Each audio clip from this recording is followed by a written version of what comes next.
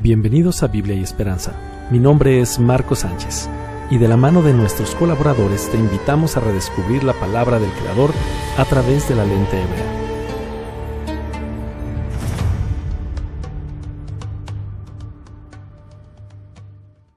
Shalom, shalom, amada familia, sean muy pero muy bienvenidos a un episodio más del podcast de Biblia y Esperanza. ¿Cómo estás en esta ocasión?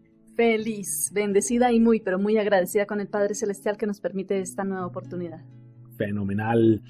El título del episodio de este día es La preparación de la novia y el gran fraude del reemplazo. Hoy vamos a derribar una mentira que ha causado siglos de antisemitismo y confusión. Y no solo eso, sino que ha llevado a muchos a creer en algo que realmente no existe. Y nos referimos a la teología del reemplazo. Bueno, pues esto se va a poner muy bueno, así que empecemos preguntándonos por ¿de dónde surge esa idea de la teoría del reemplazo? Pues de manera muy simple, porque ciertamente es una cuestión de mucho tiempo, ¿verdad? Mucho más compleja, vamos a tratar de sintetizarlo, surge desde la religión católica. Recordemos que ellos promovían como esa gran ramera un gran sincretismo. Y esto, pues, nos lleva a entender que ellos torcieron los hechos que quedaron narrados en las Escrituras referentes al Mashiach, a su muerte y a todo esto.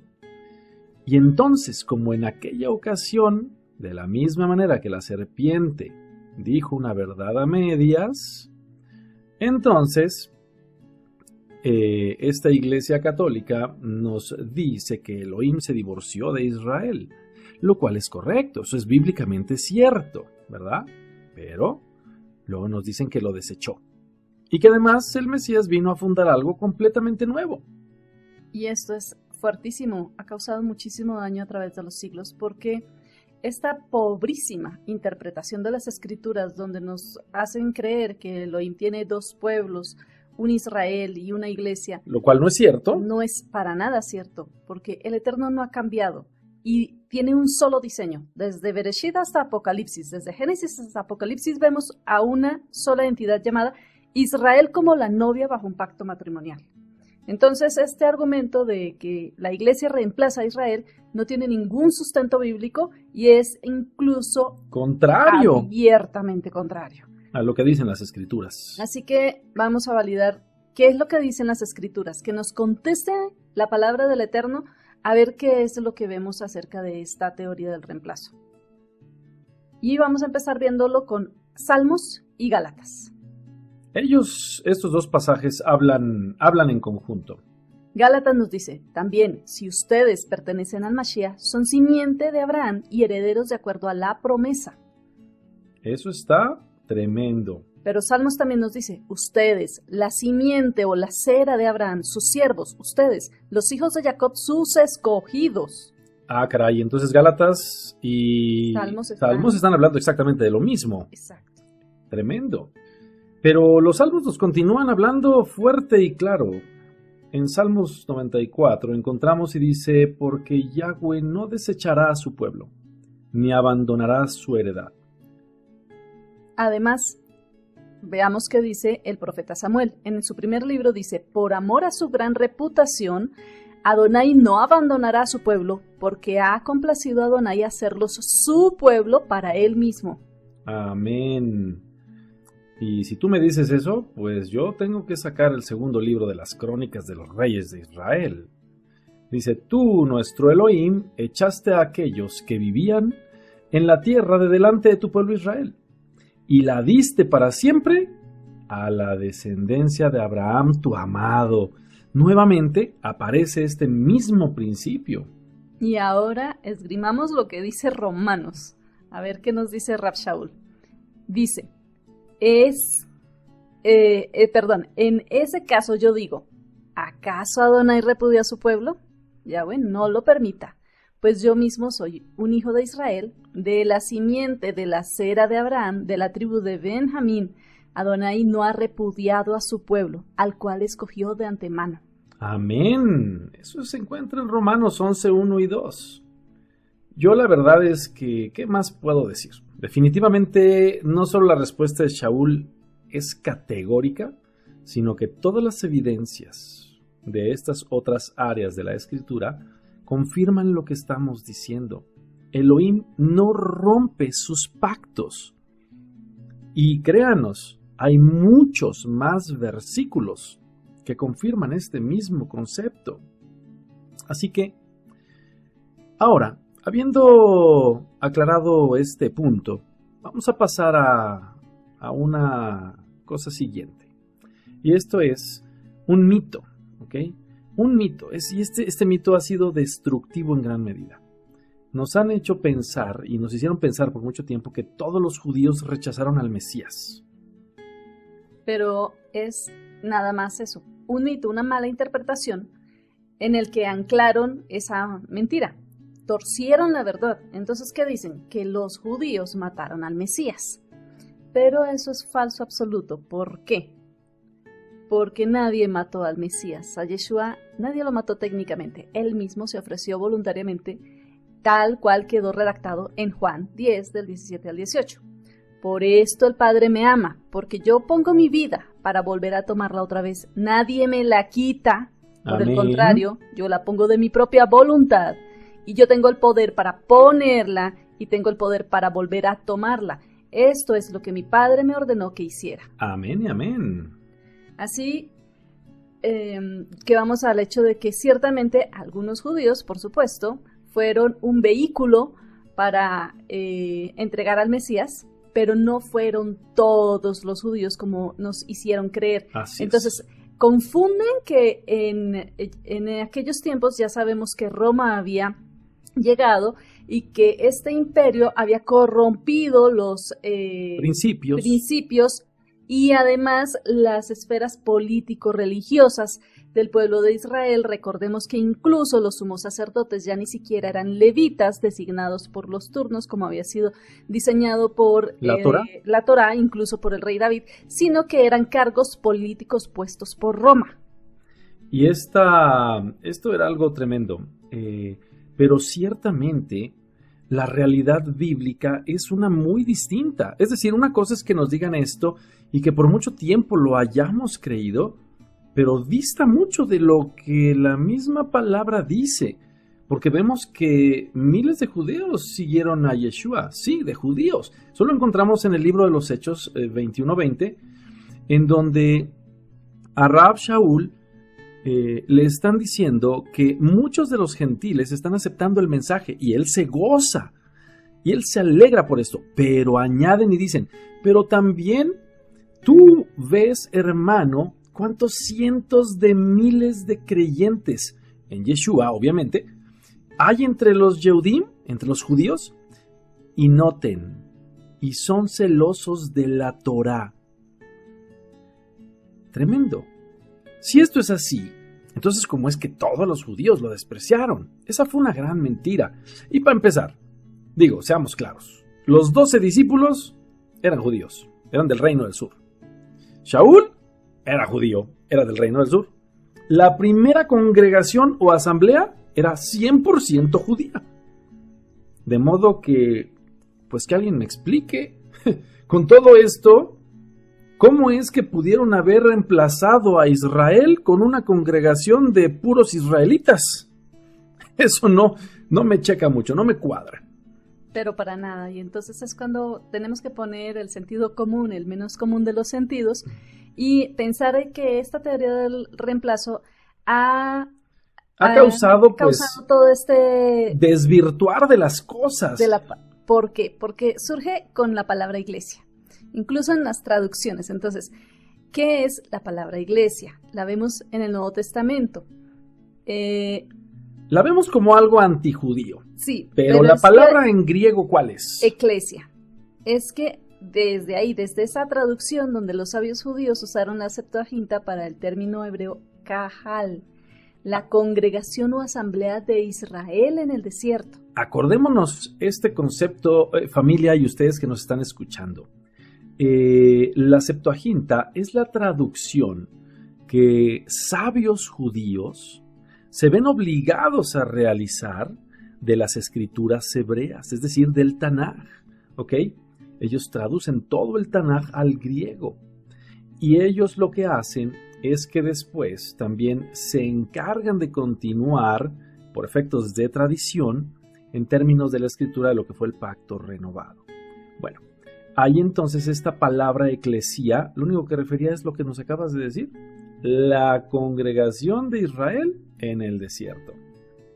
Así que ahí diste en el clavo, porque cuando Yeshua dijo, edificaré mi eclesia o eclesía, cualquiera que fuera hebreo, es decir, con una mente hebrea, lo que estaba entendiendo o escuchando es, voy a restaurar la congregación de Israel. Eso es lo que estaba escuchando. Sí, muy distinto a voy a fundar una religión gentil organizada en el Vaticano o con ministerios independientes. De modo que incluso aquí hay que entender o hace falta ver las cosas con la lente correcta, la lente hebrea. Pero miren, para muestra un botón. Si tú me estás escuchando y eres mexicano, entonces imagínate que estamos en la época de la independencia de México, ¿ok? O sea, más o menos por ahí del 1800, ya al inicio, 1800, algo antes del 1810. Todo el país está bajo el yugo español y de repente llega un líder insurgente al centro del pueblo y grita a viva voz, voy a edificar el grito de Dolores, o voy a levantar la asamblea de la nación. Pues cierto, si un mexicano de esa época escucha eso, ¿qué entiende? No va a pensar que es que el líder va a fundar un club social en Japón o una nueva religión en Europa. No, definitivamente no, claro que no. La mente de cualquier mexicano inmediatamente se conecta con la historia de nuestra tierra, con los dolores del pueblo, todo lo que pasaron, y sabe que los está convocando a la restauración y a la liberación de la patria mexicana, que ya existía, pero estaba oprimida. Bueno, y recordemos que ahí hay mucha tela de dónde cortar, pero el concepto es este. A ti entonces te hace sentido si eres mexicano. Eso mismo pasó con el Mashiach, cuando él les dijo, edificaré mi cajal, eclesía. De ahí viene también la palabra Keilah en hebreo, ¿entendido? Los discípulos no pensaron en el Vaticano ni en un fraile agustino alemán, y nos estamos refiriendo a Martín Lutero, ¿ok? Que vendría a ser la raíz de miles de denominaciones con una reforma a medias. No, pensaron en la convocación y la unificación de las tribus de Israel, que en ese momento aún seguían dispersas bajo el Imperio Romano y dispersas también en todo el mundo conocido. Pues qué excelente ejemplo. Pues para mis hermanos en Colombia sería como que estuviésemos en medio de una crisis comunitaria en regiones y un líder muy respetado se levantara y dijera en ese momento, es el momento de convocar una minga, vamos a levantar el cabildo abierto. En Colombia cualquiera que escuche la palabra minga o cabildo sabe exactamente de qué se está tratando. Y no es una empresa privada nueva, no es un invento extranjero, es una palabra con raíces históricas profundas, que significa reunir a toda la comunidad de manera unida y solidaria para trabajar por el bienestar y la restauración de su propio pueblo, y es lo que pasó en los tiempos del Mesías. Cuando los discípulos, que eran judíos, israelitas y hebreos, escucharon a Yeshua usar el término cajal, traducido al griego otra vez como eclesia, pues para ellos era equivalente a escuchar minga o cabildo. Significaba la gran reunión nacional para restaurar a las 12 tribus de Israel unificado nuevamente. Amén. No era una institución ajena, era el llamado del Mesías a reunificar a su propia familia bajo el pacto original. Así que con este punto y con estos dos ejemplos que acabamos de compartirles, pues ya no debería de quedar duda en este asunto de la iglesia, ¿ok? Así que pasemos a lo que sigue, que es el plato fuerte de este episodio. Me parece muy bien. Aquí es donde queremos que presten toda la atención, familia. El concepto de la iglesia como una institución desconectada de la perspectiva hebrea carece completamente del sustento escritural, como ya lo mencionamos, y en cambio el concepto de la novia de Calá está impreso en el ADN de toda la Biblia y se entiende a través de las bodas de Israel. vamos a ver algunos conceptos acerca de cómo se llevan a cabo estas bodas israelitas. Y el primer punto, ¿cuál es? El Kiddushin, el desposorio o el compromiso legal. En el Sinaí, Adonai desposó a Israel, lo sabemos. La Torá fue el contrato matrimonial, esa ketubá. Pero Israel fue infiel, recordemos lo que pasó con el becerro de oro y con los ídolos. Eso fue horrible y tremendo. Si me permiten el ejemplo, es como si tú te vas a casar, eres el novio, llegas el día de tu boda y encuentras a la novia con otro hombre. Es así de fuerte. De modo que eso nos lleva a entender que pues eso ahí como que ya se rompió. Y ahora tuvo que haber un rescate. ¿Cómo se llama esa palabra? El moar. El moar. El precio del rescate. Entonces, en la Torá está escrito que un esposo divorciado no se puede volver a casar con la esposa de la que se divorció, la que le fue infiel, si ella tuvo otros hombres. Eso está en Jeremías 3:1. Entonces, ¿cómo el Eterno lo va a solucionar? Pues el esposo tenía que morir para que la ley cesara y ella quedara libre para casarse de nuevo. Claro, y por cesar la ley te refieres a que ya no aplicará sobre ella porque el primer hombre pues ya Murió. había muerto. Entonces ella Esas estaba son libre. palabras del Mesías. Así es, para casarse de nuevo. Porque Yeshua, siendo Elohim manifestado en la carne, entonces entiendo que él vino a pagar el moar con su sangre para redimir a la novia. Así es. ¡Qué tremendo! Pero ojo, hay otra parte de las bodas israelitas que recibe el nombre de Nisuín, que se le conoce como las nupcias o la espera del novio, ¿verdad? Bueno, las nupcias y la espera del novio.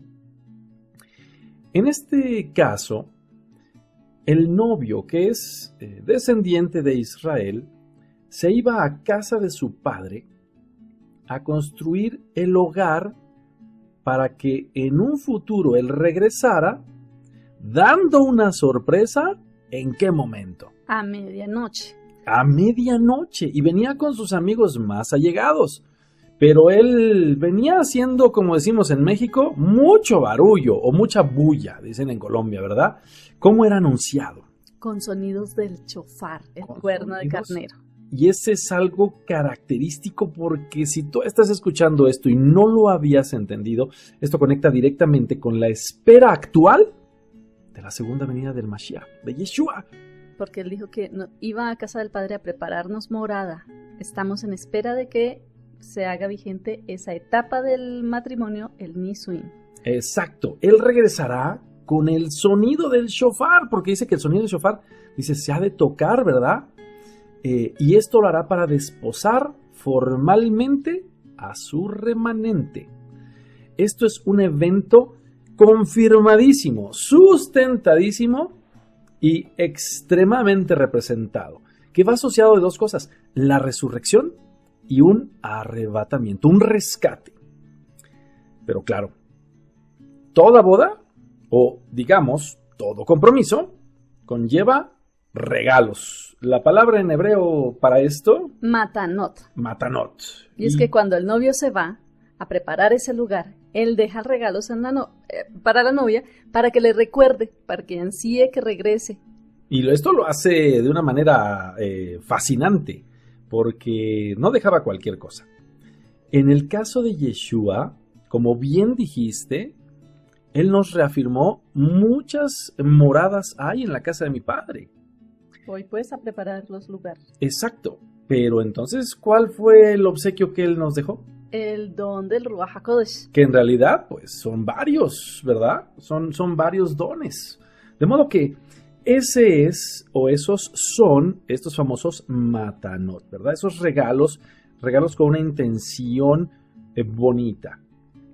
Así que no podemos dejar de lado todo esto que acabamos de leer, pero aún con todo esto hay algo más. Y es bellísimo. Entonces vemos al Mesías tomando la copa de vino, igual que el novio que le ofrecía una copa a la novia, y si ella toma, es que está aceptando. Yeshua mismo hizo esto en la última cena.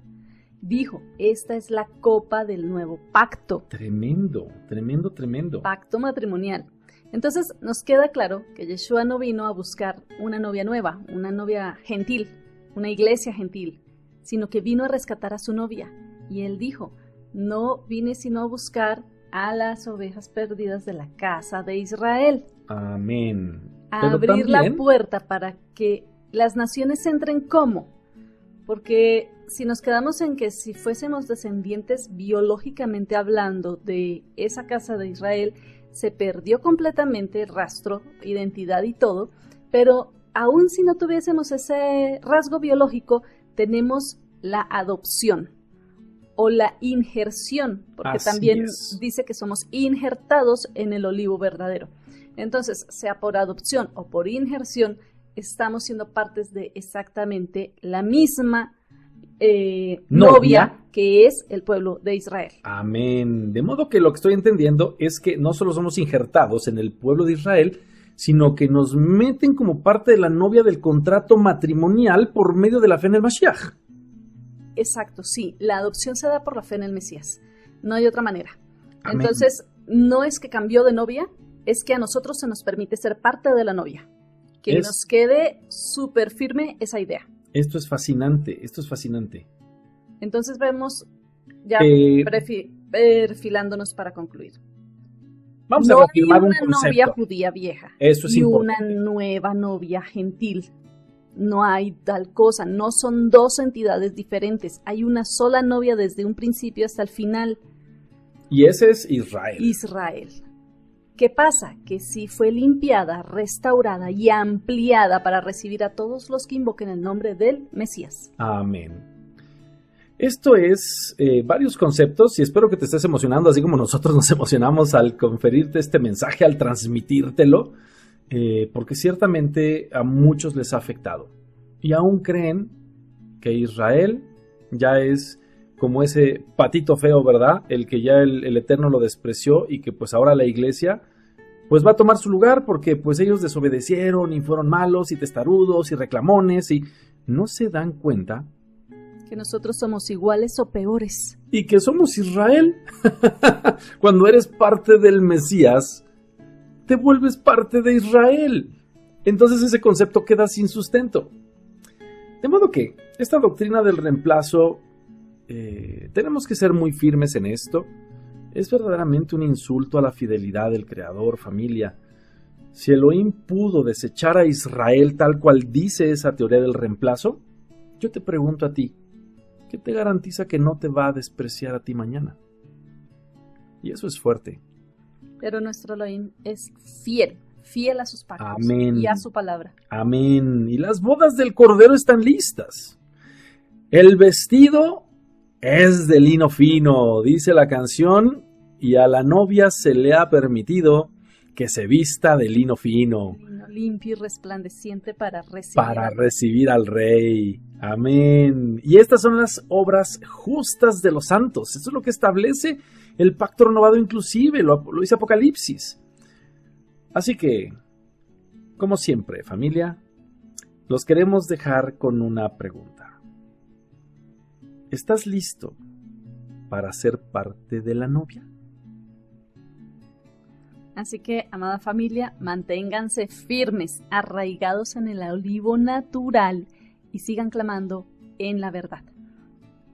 Nos vemos, si el Padre lo permite, en el episodio 19 de este hermoso podcast de Biblia y Esperanza. Y nos despedimos de la manera que estamos acostumbrados. Shalom, Shalom.